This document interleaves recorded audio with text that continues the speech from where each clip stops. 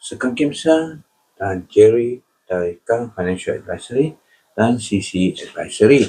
Jadi hari ini kami isu ialah cukai ya. Apa itu cukai ya? Kenapa kita harus cukai? Ya, kenapa itu cukai? Ini adalah isu ya. Jadi cukai adalah bayaran wajib yang dikenalkan oleh kerajaan kepada individu atau syarikat berdasarkan pendapatan harta barang. Jadi atau perkhidmatan mereka. Jadi jadi cukai pendapatan dikenalkan ke atas gaji atau keuntungan perniagaan. Jadi cukai barangan dan perkhidmatan GST, SST dikenalkan ke atas pembelian barangan dan perkhidmatan. Cukai harta kenakan ke atas pemilikan tanah atas bangunan. Jadi cukai korporat dikenalkan ke atas keuntungan syarikat. Kenapa kita perlu bayar cukai? Jadi membiayai perkhidmatan wang. Jadi wang cukai dikenalkan untuk membina jalan raya, hospital, sekolah dan infrastruktur negara. Jadi kedua, keselamatan dan pertahanan, membiayai polis, tentera dan bomba untuk menjaga keselamatan rakyat. Jadi kebajikan sosial, membantu golongan miskin. Jadi orang kurang upaya dan program bantuan kerajaan.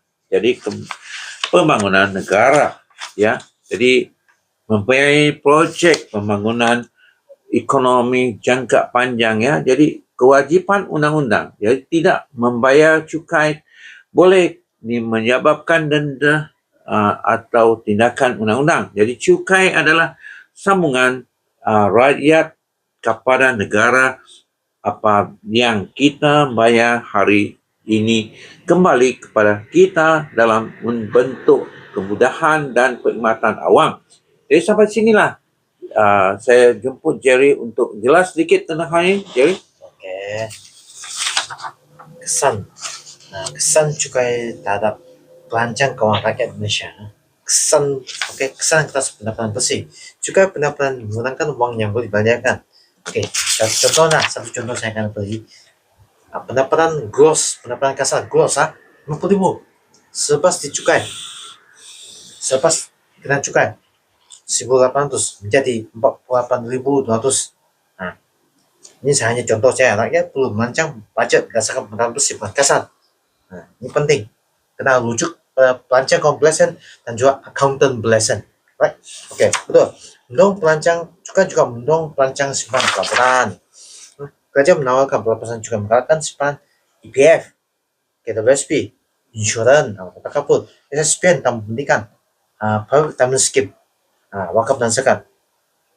Semua ini kena tahu. Jumpalah perancang komplesen atau accountant belesen. Right. Kesan SST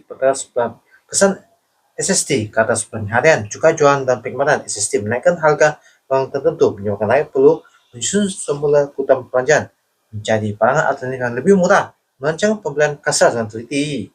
Beban para kelas menengah sering paling terkesan karena pendapatan terlalu tinggi untuk layak bantuan kerajaan. Tetapi tak cukup untuk kaya karena mengelakkan beban cukai sepenuhnya, terpaksa menanggung kos hidup yang tinggi sebab cukai. Masih ingatkah kita pernah bincang kerajaan ingin menarik balik subsidi pada T20 dan T15. Perkara itu masih belum diputuskan lagi. Oleh itu, kerajaan selalu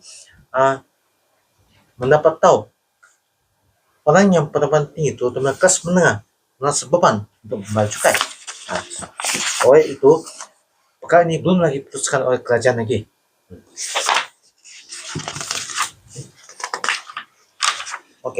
Peluang yang bijak untuk perancangan cukai. Rakyat yang merancang dengan bijak boleh menjimatkan cukai secara sah, maksimumkan cawangan KWSP sukarela, insurans hayat dan pelupatan simpan dalam SSP untuk anak, pelaporan PRS, private retirement scheme, dan simpan semua sepanjang untuk berkaitan.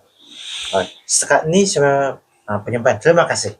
Ya, terima kasih kepada Jerry untuk jelas pasal tentang hal ini. Jadi ingatlah, cukai bukan untuk kerajaan, untuk apa? Cukai untuk pembangunan, pembina jalan raya, buat hospital, ya, dan membelanjakan di kebajikan untuk menolong orang yang susah, ya. Jadi di samping itu, ya, sekolah juga dibina, ya, jalan raya. Jadi sampai sinilah. Silalah subscribe dan sokonglah share. Terima kasih.